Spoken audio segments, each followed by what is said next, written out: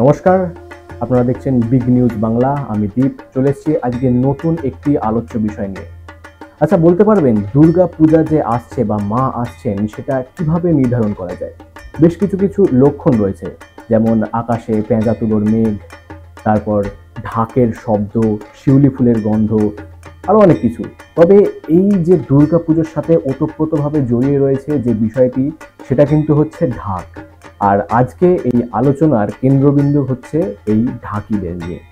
ঢাকিরা কিভাবে সারা বছর তাদের প্রতিকূল জীবন পেরিয়ে এই দুর্গাপুজোর 4 দিন নিজেদেরকে একেবারে নিমগ্ন করে ফেলে দুর্গাপুজোর সাথে, সেই নিয়েই আজকে আলোচনার যে প্রধান বিষয়। শরতের আকাশের পেঁজা তুলোর মতো ভেসে বেড়াচ্ছিল মনটা। পুজো আসতে আর কিছুদিন মাত্র বাকি, কিন্তু হাওয়াতে ইতিমধ্যেই যেন আগমনীর সুর লেগেছে। ষষ্ঠী থেকে দশমী এই কটা দিন যেন সারা বছরের সমস্ত দুঃখ ভুলিয়ে দেয়।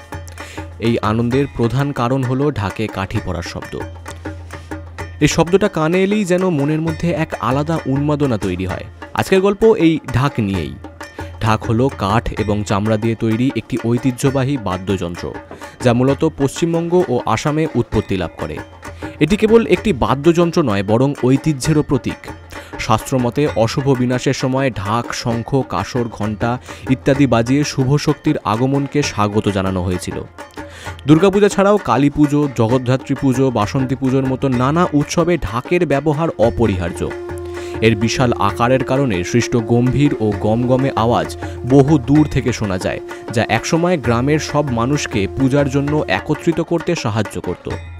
ঐতিহ্যগতভাবে ঢাক বাজানো একটি পুরুষতান্ত্রিক পেশা হিসেবে গণ্য করা হতো। এর প্রধান কারণ ছিল ঢাকের বিশাল আকার এবং ওজন, যা বহন ও বাজানোর জন্য বেশ শারীরিক শক্তির প্রয়োজন। এছাড়াও এই শিল্প বংশ পরম্পরায় পিতা থেকে পুত্রের কাছে স্থানান্তরিত হতো। এই কারণে বহু যুগ ধরে সমাজে এটি পুরুষতান্ত্রিক একচেটিয়া শিল্প হিসেবে পরিচিতি লাভ করে। ঢাকিরা বছরের বাকি সময় অত্যন্ত অর্থকষ্টে কাটাতেন এবং বিকল্প পেশার উপর নির্ভর করতে বাধ্য হতেন। তা সত্ত্বেও পুজোর এই কটা দিন তারা তাদের ঐতিহ্য ও শিল্পকে টিকিয়ে রাখার চেষ্টা করতেন। সম্প্রতিকালে এই পুরনো ধারণাকে ভেঙে দিয়ে বহু মহিলা এই শিল্পে এগিয়ে এসেছেন। তারা প্রমাণ করে দিয়েছেন যে শিল্পে কোনো লিঙ্গভেদ নেই।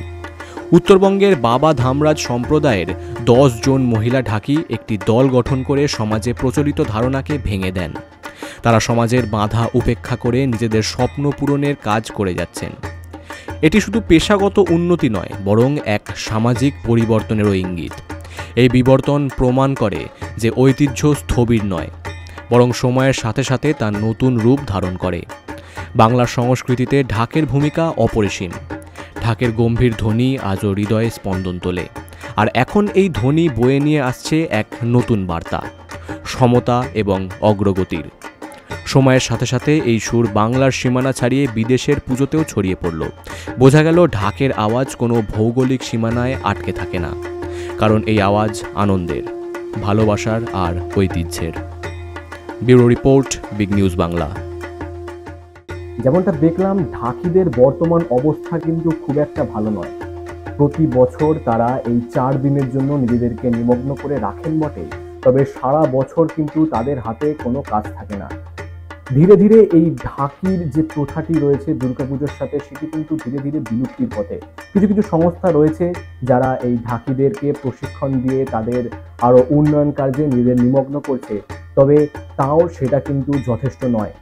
তাদের এই 4 দিনের পরিশ্রম এবং সারা বছর তারা যে কর্মহীনতায় ভোগে, সেক্ষেত্রে তারা বাধ্য হয়েই কিন্তু অন্যান্য কাজে বা অন্যত্র নিজেদেরকে পেশায় নিযুক্ত করে দিচ্ছে।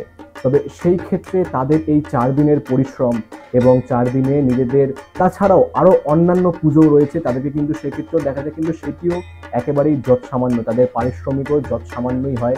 তবে তাদের এই যে পরিশ্রম, সেই ক্ষেত্রে কিন্তু আমাদের সকলেরই তাদের সম্মান দেওয়া খুবই জরুরি।